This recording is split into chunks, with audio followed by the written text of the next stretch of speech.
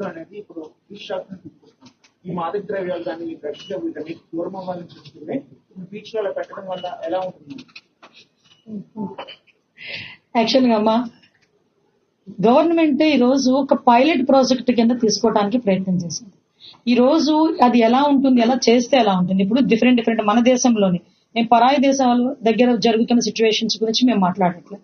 మన దేశంలోనే మన ప్రాంత ప్రజలే వేరే వేరే ప్రాంతాలకు వెళ్ళి సంహం ఒక టూరిజం డెవలప్ చేయడానికో, లేకపోతే సంహం వెళ్ళి వాళ్ళు అక్కడ టూరిజం డెవలప్ చేస్తూ, అంటే సంథింగ్ ఒక రిలాక్సేషన్ కో, లేకపోతే ఒక రిక్రియేషన్ కో, లేకపోతే వాళ్ళు కాసేపు ఒక ఎంజాయ్మెంట్ కో మిగతా రాష్ట్రాలు, మన చుట్టుపక్కల రాష్ట్రాలకి వెళ్తున్నారు. అక్కడ కొన్ని ప్రయోగాలు జరుగుతున్నాయి.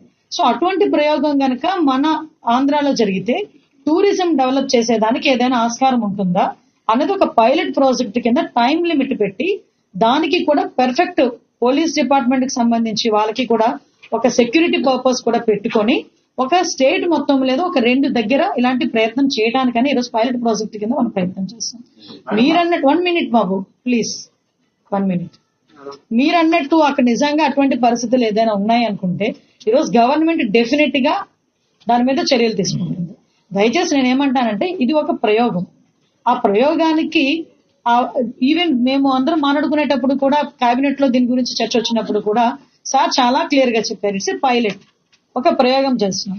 ఎలా ఉంటుంది, పబ్లిక్ ఎలాగా రిసీవ్ చేసుకుంటారు, టూరిజం ఎలా డెవలప్ అవుతుంది, at the same time police department ఎంతవరకు సపోర్ట్ చేయాలి, ఈవినింగ్ టైం పీరియడ్ ఎంతవరకు పెట్టుకోవాలి, ఇవన్నీ కూడా ఒక పారామీటర్స్ పెట్టుకునే గవర్నమెంట్ ఒక స్టెప్ వేసింది.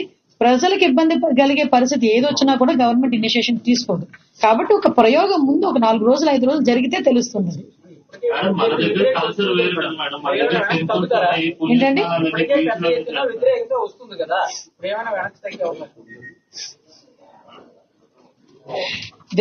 ఏమండి అంటే మీరు నన్ను కూర్చోబెట్టి నా చేత మాట్లాడిస్తారు కానీ నేను మాట్లాడడం మొదలు పెడితే మళ్ళీ ఏదో ఒక కాంట్రవర్సీ అంటారు.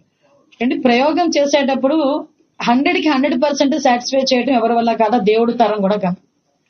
ఆ దేవుడి తరం కూడా కాదు ప్రతి ఒక్కరిని సాటిస్ఫై చేయడం అనేది. ఎంతమంది ఒక ప్రయోగం చేసేటప్పుడు మిక్స్డ్ ఒపీనియన్ ఉంటుంది. ఒకళ్ళేమో ఓకే అంటారు, ఒకళ్ళేమో వద్దు అంటారు, అన్ని మిక్స్డ్ ఒపీనియన్ ఉంటుంది.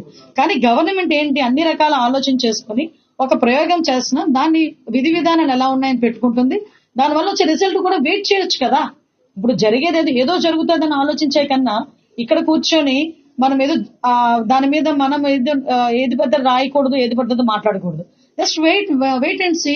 నిజంగా అటువంటి పరిస్థితి వస్తాయి కనుక గవర్నమెంట్ వెనక్కి తగ్గడం ఏంటంటే ఆపుతాము అంతే తప్పించి మేము ఎప్పుడు కూడా పబ్లిక్ కి వ్యతిరేకంగా వెళ్తామని ఎప్పుడు చెప్పలేదు, వెళ్ళం కూడా.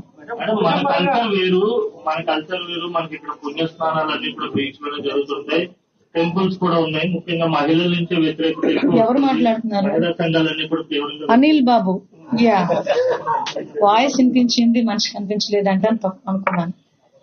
యా మమ్మీ అమ్మా బోత్ ఉంటాయి నాయన. నేనేమంటానంటే 2 ఉంటాయి ఒక దగ్గర. అంటే మనం తీసుకునే విధానం బట్టి ఉంటుంది, మనం చూసే చూపు బట్టి ఉంటుంది. నేను అదంట. ఈ రోజు ప్రతి ఒక్కరు విశాఖపట్నం టూరిజం డెవలప్ అవ్వాలి, టూరిజం డెవలప్ అయ్యేదానికి ఎంతవరకు తీసుకుంటున్నాం, అన్ని ఇనిషియేషన్స్ తీసుకుంటున్నాం. ఈ రోజు టూరిజం డెవలప్ అవడానికి ప్రభుత్వం ఈ రోజు టూరిజంలో ఎంత మేరకు ముందుకెళ్ళిందో మీరు కూడా చూస్తున్నారు. ఇది అంటే ఇప్పుడు చాలా మంది చాలా స్టాటిస్టిక్స్ తీసుకున్నాం. మీకేమో ఇలా దీని నుంచి మాట్లాడితే నా గురించి ఏదో రకంగా మాట్లాడతారు. సో అన్ని ఆలోచన చేసుకునే ఒకసారి పైలట్ ప్రాజెక్ట్ కింద తీసుకున్నాం. దానికి కూడా ఇప్పుడు ఎక్కడైనా సముద్ర స్నానాలు చేసే పరిస్థితులు ఉన్నాయి. సముద్ర స్నానాలు అంటే దారి పొడుగునా కాదు కదా, కొంత టైం, వాళ్ళకి ఒక ప్లేసెస్, ఇవన్నీ కూడా మీరు చెప్పిన సూచనలు 1 or 2 ఉన్నాయి కదా, వీటిని కూడా ఓవర్కమ్ చేయడానికి ఏం చేయాలని చూసుకుంటాం మేము కూడా. ఓకే, పబ్లిక్ కి ఇబ్బంది రాదు, టూరిజం పెరగాలి, పబ్లిక్ కి ఇబ్బంది రాదు, లా అండ్ ఆర్డర్ ఇష్యూస్ రాకూడదు. ఇవే మా మెయిన్ ప్రయారిటీ.